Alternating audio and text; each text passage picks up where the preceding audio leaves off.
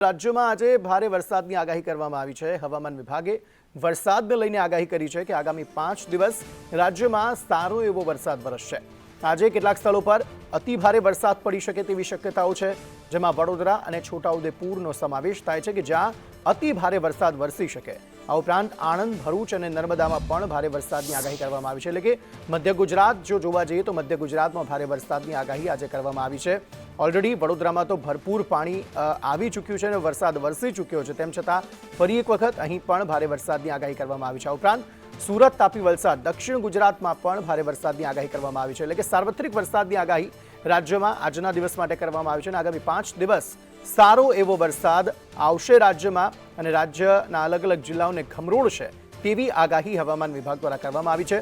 પંચમહાલ, દાહોદમાં પણ ભારે વરસાદની આગાહી છે। અમરેલી, ભાવનગરમાં પણ ભારે વરસાદની આગાહી છે। એટલે કે દક્ષિણ ગુજરાત હોય કે પછી મધ્ય ગુજરાત હોય કે પછી સૌરાષ્ટ્ર હોય, તમામ જગ્યાએ ભારે વરસાદની આગાહી કરવામાં આવી છે।